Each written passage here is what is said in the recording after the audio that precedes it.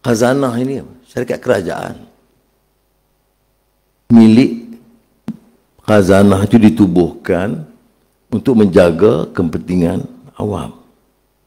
Ya. Dia bergerak dalam beberapa bidang ikut komersial, beberapa bidang ikut aspirasi negara. Ya, dia bukan syarikat swasta. Jadi kalau begitu, kalau khazanah, jangan peduli dasar negara. Dia nak labor di mana? Dia nak pergi Amerika, nak pergi China, India, labor. Tapi tak betul. Jadi kita kata kamu boleh melabur ke komersial, tetapi kita duk ajak orang asing, negara-negara luar, pergi merata dunia, minta melabur di sini. Syarikat kita melabur semua di luar. Ini tak masuk akal. Jadi kita kata sebahagian kecil melabur di sini.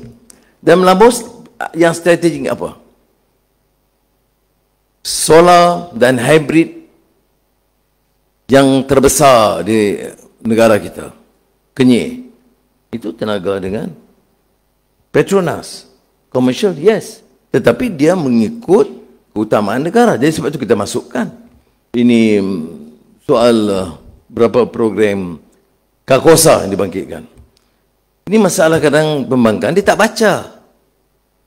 Pembangunan ni yang 600 juta bukan Karkosa satu bangunan, Karkosa Sri Negara. Dua.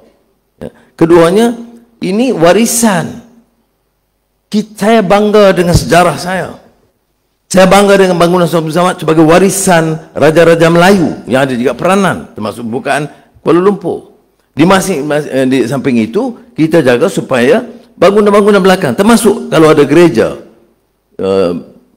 kuil Hindu, yang belakang kita tidak abaikan, bangunkan sekali. Tapi warisan sejarah kekuatan Melayunya dan sejarah kita dari bangunan Sultan Abdul Samad, Padang Merdeka, kereta api Tanah Melayu, daya bumi, sehingga ke Karkosa Sri Negara, itu kita seolah-olah satu taman warisan. Jadi Kuala Lumpur itu dikenali sebagai suatu yang modern teknologinya, tetapi yang segar budayanya.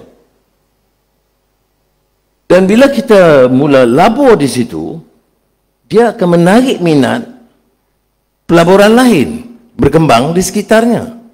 Ya. Jadi 600 juta itu bukan uang kebajikan. Itu pelaburan termasuk untuk menjaga kepentingan sejarah. Ya. Itu amat disenangi kalau